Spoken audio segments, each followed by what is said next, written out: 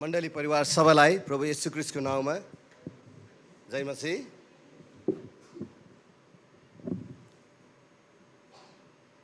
र साथै इन्टरनेटको माध्यमबाट यस सेवामा सहभागी भइरहनुभएका सबै दाजुभाइ दिदीबहिनीलाई पनि जय मसीह। आज तपाईहरुको माझमा मैले बाइबल धर्मशास्त्रको खण्ड लिएको छु।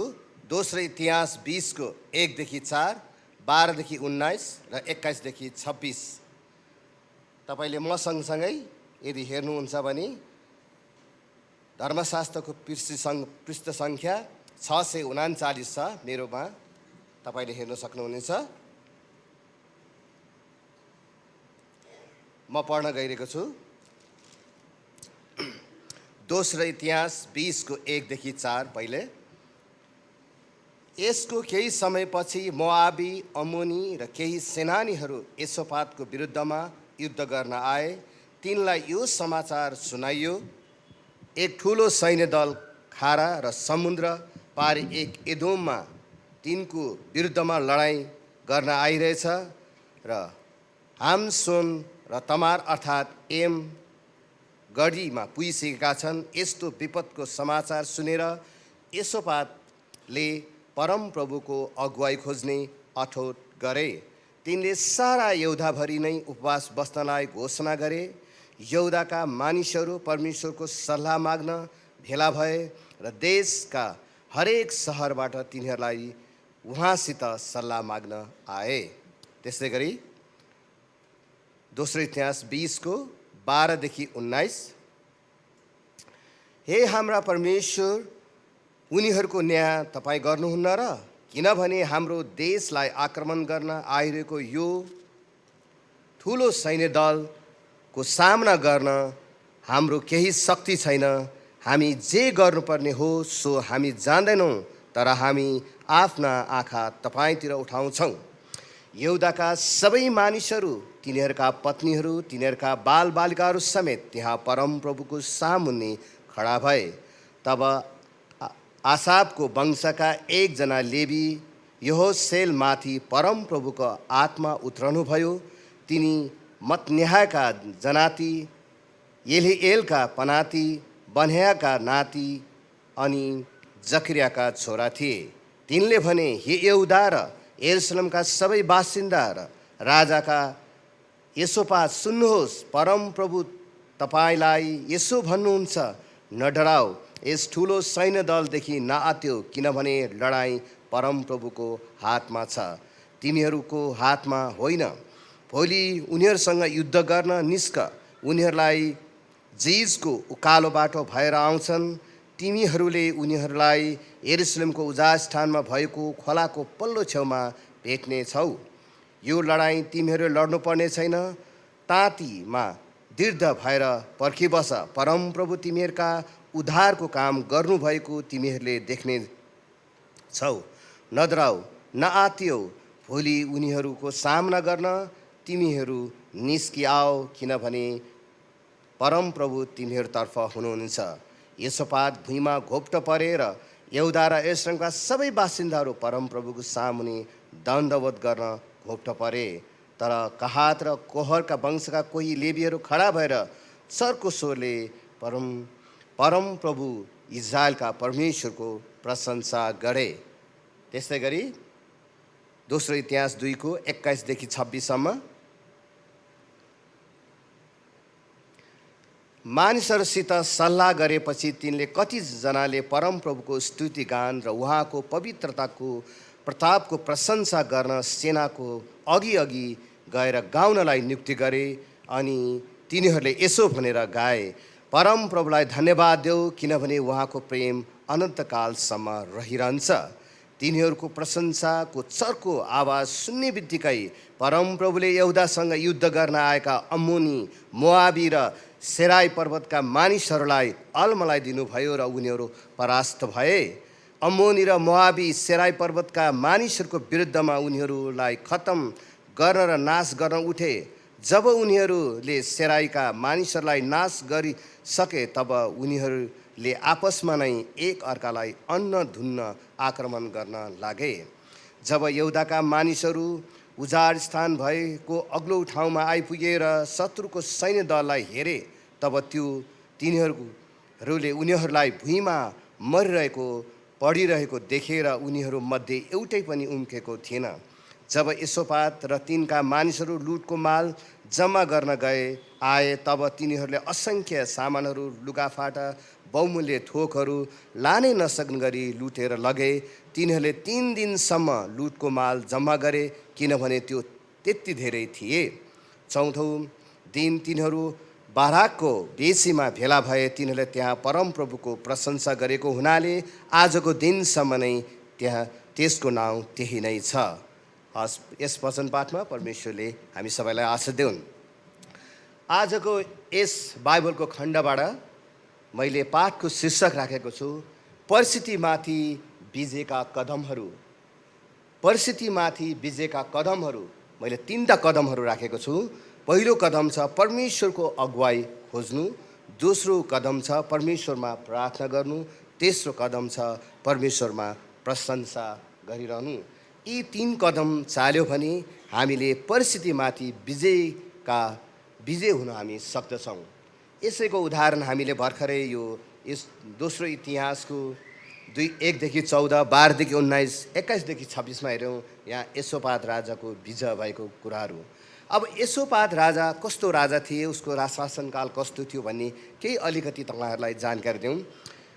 यहोसापात राजा आसा राजाका छोरा थिए। यो यहुदाको 4औं राजा हो।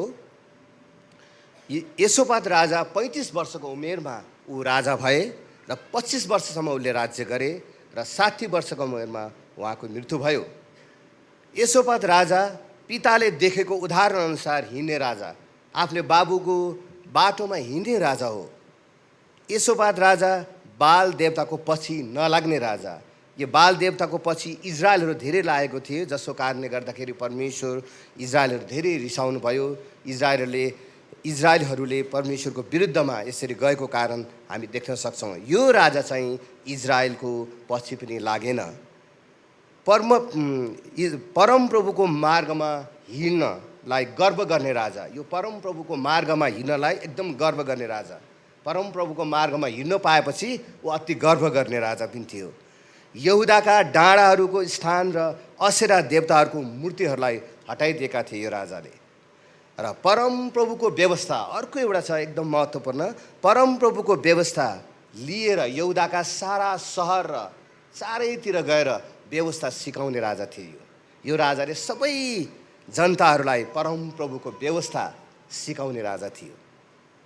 अब यसो हेर्दाखेरि लडाइँ गर्दाखेरि जब लडाइँमा जान्छौँ, अहिले पनि इराक र युक्रेनको लडाइँ छ, यस्तै सेनाहरू धेरै खडा गरेको छ। उनीहरूले मिसाइलहरू प्रयोग गरेको धेरै कुराहरू छन्।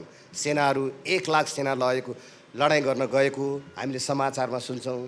तर यहाँ पनि यहोसापात राजाले जब लडाइँ गर्न भनेर अम्मोनी शत्रुहरूले सैन्य दल लिएर आउँछन्, यो राजाले पनि सायद सेनाहरूको जनसङ्ख्या लिनुपर्ने थियो, कति घोडाहरू छन्, कति रथहरू छन्, कति धनुधारीहरू छन् भन्ने कुरा हिसाब किताब गर्नुपर्ने हो। तर सरसर्ती हेर्दा यो राजाको पालोमा कति सेनाहरू थिए भन्दाखेरि 11,60,000 यसको पनि सेना थियो। यति धेरै सेना हुँदै पनि यो सैन्य दलदेखि यो राजा डराएको हामी यो पुस्तकमा हेर्न पाउँछौँ। तर यो राजाले चाहिँ के गरे त भन्दाखेरि लडाइँ गर्न जाँदाखेरि सेनाहरूलाई अगाडि पठाउनु पर्ने थियो, तर उसले सेनाहरूसँग सल्लाह पनि लिएनन्। तर उसले सबैभन्दा पहिले परमप्रभुको अगुवाई खोज्दछ। हामीले हितोपदेश 3को 5 र 6 हेऱ्यौँ भने त्यहाँ के लेखेको छ भने,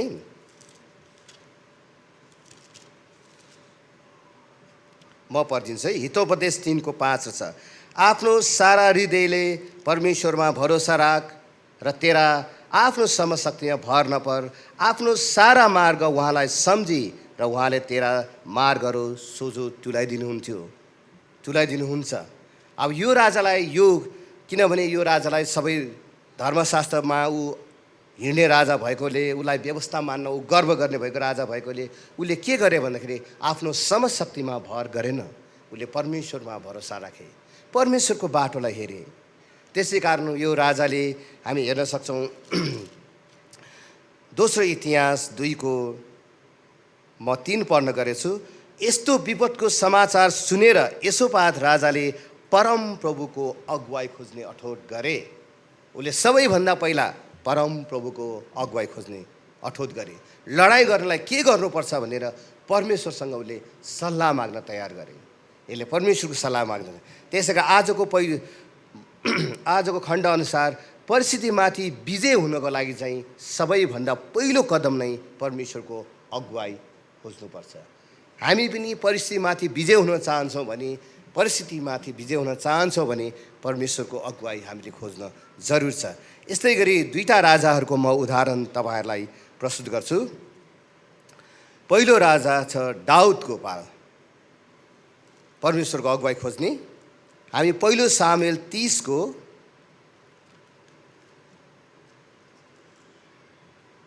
3 देखि 8 म पढ्न गइरहेको छु। यदि तपाईँले पनि पल्टाउन सक्नुहुन्छ। पहिलो सामुएल 30 को 3 देखि 8। जब दाउद र तिनका मानिसहरू सिक्लगमा आइपुगे तब तिनीहरूले सहरलाई आगोले भस्म पारेर र तिनका स्वास्नीहरू छोराछोरीलाई लगिसकेको। यसर्थ दाउद र तिनका भएका मानिसहरू यति धेरै रोए कि तिनीहरूमा अझ रुने शक्ति नै रहेन। आफ्ना छोराछोरीहरू लगिएको हुनाले मानिसहरूले दुःख मानेर दाउदलाई ढुङ्गा हान्न धम्की दिन लागे। दाउद अन्योल परे। तब दाउदले परमप्रभु आफ्ना परमेश्वरबाट बल पाए। तब दाउदले अहिमेलका छोरा पुजारी अबियाथरथलाई एपोद ल्याउन हुकुम गरेर अबियाथरथले त्यो ल्याए। तब दाउदले परमप्रभुलाई सोधे, के म लुटपिट गर्नेहरूलाई खेदौँ? के म उनीहरूलाई भेटाउन सकौँला? उहाँले जवाब दिनुभयो, उनीहरूलाई खेद, तैँले तिनीहरूलाई भेटाएर सबैलाई छुट्याउनेछ। यहाँ दाउदले पनि परमेश्वरको अगुवाई खोजेको हामी देख्छौँ। आफ्ना छोराछोरीहरू श्रीमतीहरूलाई कैद गरेर लगेको छ। यो दाउद एकदमै बलियो मान्छे, एकदमै साहसी थियो र पनि उसले परमेश्वरको अगुवाई बिना उसले लडाइँ गर्न चाहेन। उसले चाहेको भए सायद उसले लडाइँ गर्न सक्थ्यो। उसलाई त मानिसहरूले उसले लडाइँ गर्न गएको देखेर मानिसहरूलाई उसलाई ढुङ्गाले हान्न लाए। दाउद अन्योलमा परेको थियो। यस्तो अवस्थामा पनि दाउद राजाले परमप्रभुको अगुवाई खोजे। परमप्रभुको अगुवाई खोजेको हुनाले परमप्रभुले जे भन्नुहुन्छ त्यही गर। दाउदले सोध्छ, तब दाउदले लडाइँ गर्नलाई अनि दाउद जब म आक्रमण गरौँ भनेर सोच्दाखेरि दाउद अनि परमप्रभुले भन्छ त खेद, त्यसले जित्नेछस्। त्यसै कारण दाउदले पनि यसरी परमप्रभुको पहिले अगुवाई खोजेको हामी देख्छौँ। त्यसै कारण हाम्रो जीवनमा हामीले पनि सबैभन्दा पहिला परमप्रभुको अगुवाई खोज्नुपर्छ।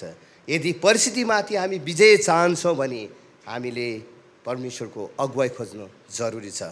त्यस्तै गरी अर्को राजा एउटा छ, दोस्रो साउल राजा। हामी त्यसको पनि हेर्न सक्छौँ। पहिलो सामुएल 13 को 5 देखि 15।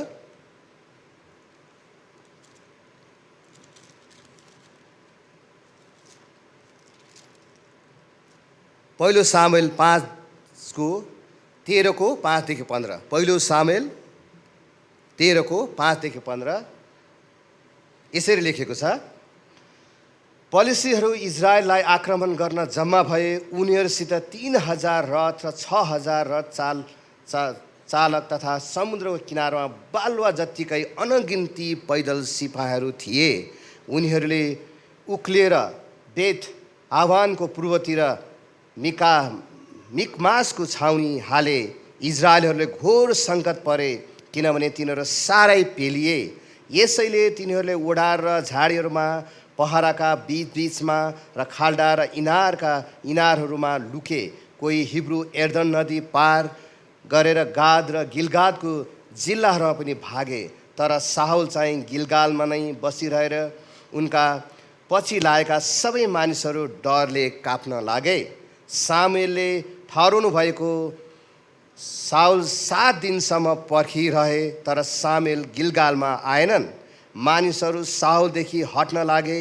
यसै कारण उनले भने, होम बलि र मेल बलि यहाँ मकहाँ ल्याऊ। तब उनले नै होम बलि चढाए। साउलले बलिदान चढाइसकेको मात्र थिए, तब सामुएल आइपुगे। साउल तिनलाई भेट गर्नलाई गए। सामुएलले भने, यो तपाईँले के गर्नुभयो? साउलले जवाब दिए, मानिसहरू मबाट हटिरहेको मैले देखेँ र तपाईँले प्रतिज्ञा गर्नुभएको समयसम्म तपाईँ पनि आउनु भएन र फलिस्तीहरू मिकमासमा जम्मा हुँदै थिए। अनि मैले यसो विचार गरेँ कि फलिस्तीहरूको मेरो विरुद्धमा गिलगालमा आउने रहेछन् र मैले परमप्रभुको निगाहको निम्ति बिन्ती गरेकै छैन। यसैले म आफैले यो होमबलि चढाउन बाध्य भएको अनुभव गरेँ। सामुएलले साउललाई भने, तपाईँले मूर्ख काम गर्नुभयो। परमप्रभु तपाईँको परमेश्वरले तपाईँलाई दिनुभएको आज्ञा तपाईँले पालन गर्नु भएन। यदि तपाईँले पालन गर्नुभएको भए त उहाँले तपाईँको राज्य इजरायलमाथि सधैँको निम्ति स्थिर गराउनुहुन्थ्यो। तर अब तपाईँ राज्य निरन्तर रहने छैन। परमप्रभुले आफूले रुचाउनु भएको एउटा मानिस खोज्नु भएको छ र तिनलाई नै आफ्ना प्रजा अगुवा हुनलाई नियुक्ति गर्नुभएको छ, किनभने तपाईँले परमप्रभुको आज्ञा पालन गर्नु भएन। यहाँ हामी यो घटनामा हेर्न सक्छौँ, साउल राजाले होम बलि चढाउन हतार गरेको। सामुएलले 7 दिनसम्म मलाई पर्खिरहेको, म अनि होम बलि चढाउँछु भन्यो। सेनाहरू लडाइँ गर्ने शत्रु चारैतिरबाट घेरेर सबैले डर डरले काम्यो। अनि यहाँनिर यसो हेर्दाखेरि त सबै राजाका मानिसहरू त पछि हटे। सबैजना पछि हटेपछि त उसले बाध्य भएर होम बलि चढाउन गयो। उसले परमेश्वरको अगुवाई यहाँ खोजेन। सामुएललाई पर्खी बस्नु पर्ने थियो, उसले पर्खेर बसेन, उसले हतार गर्यो। जसको कारणले गर्दाखेरि उसले आफ्नो राजा पद गुमाउनु पर्यो। किनभने यहाँ साउल राजाले मानिसहरूलाई खुसी पार्नेतिर ध्यान दियो। परमप्रभुको अगुवाई खोज्नु सट्टा उसले मानिसहरूलाई खुसी पार्नेतिर, मानिसहरू पछि गए, त्यस कारण उसलाई खुसी पार्न लागे। हामी अर्को पनि एउटा पद हेर्न सक्छौँ, गलाती 1:10 यहाँ पावलले भनेको,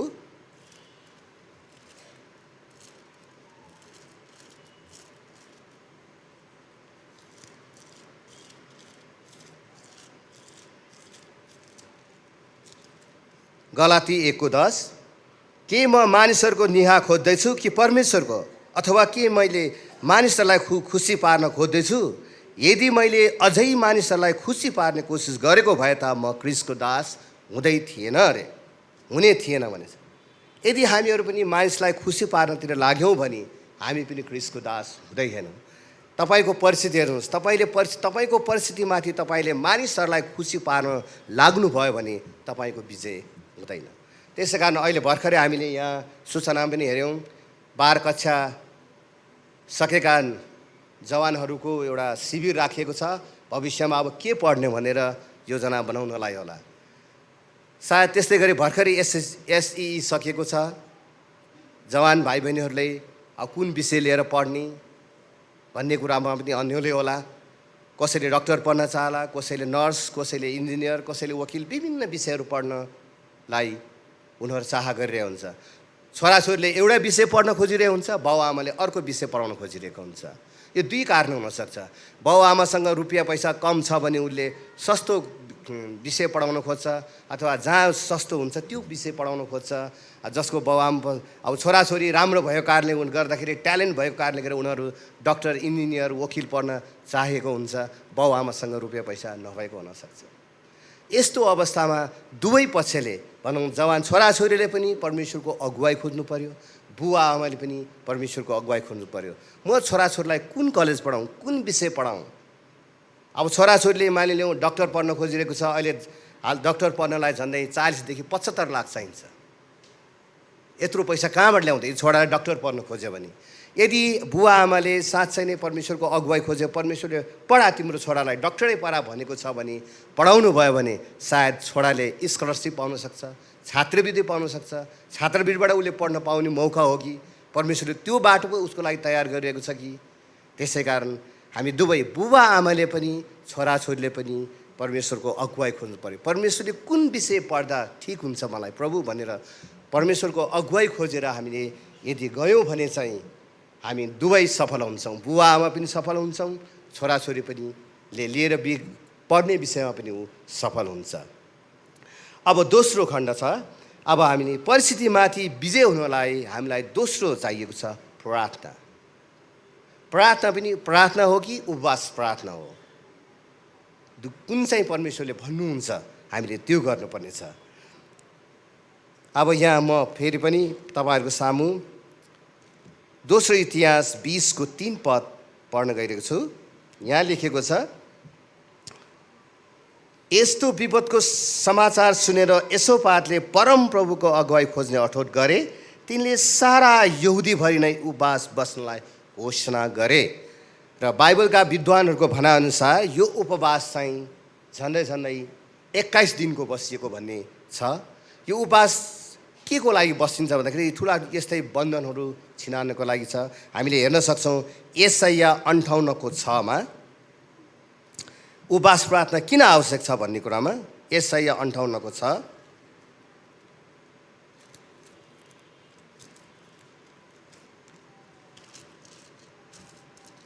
यहाँनिर यसरी लेखेको छ।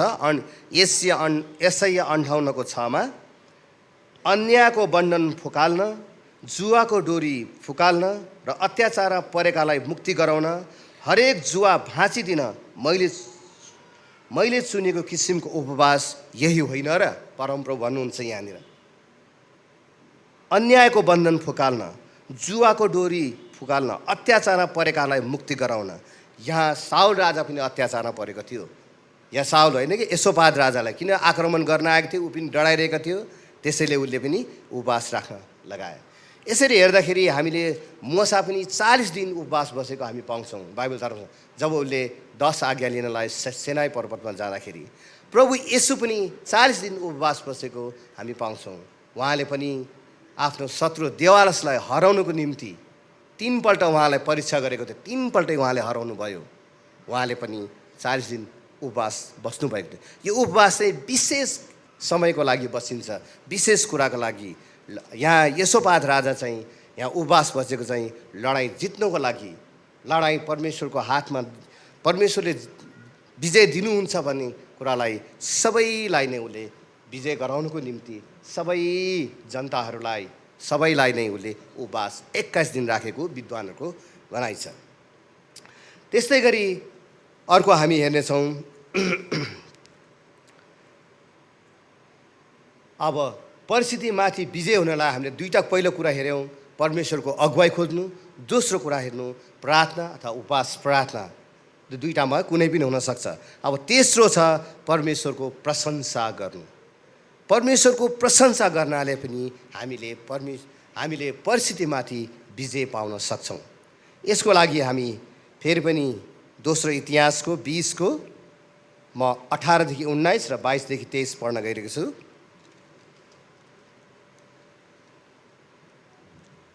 दोस्रो इतिहास 18 र 19।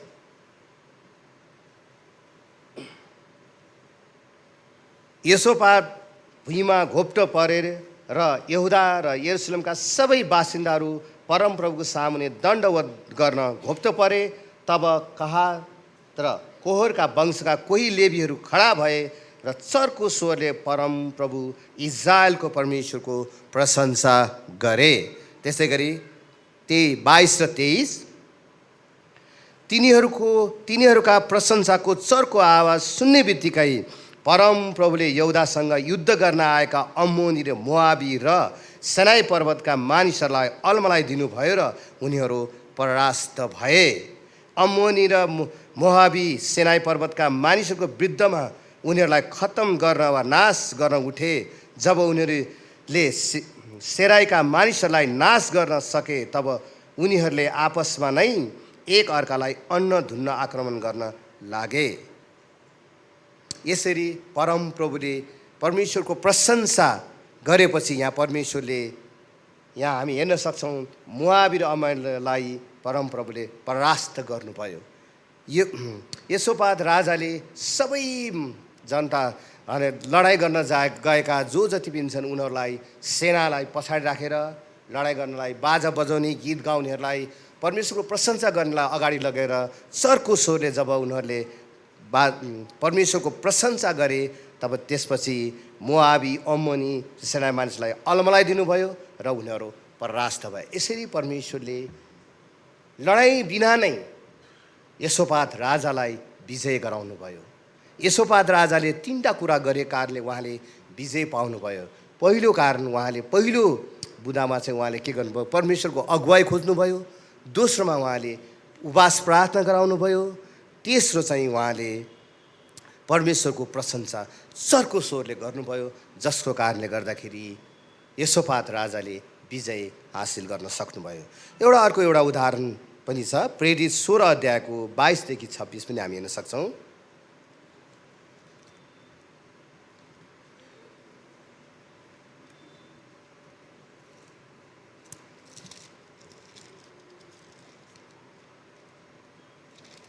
प्रेरित 16 को 22 देखि 26 सम्म यसरी लेखेको छ,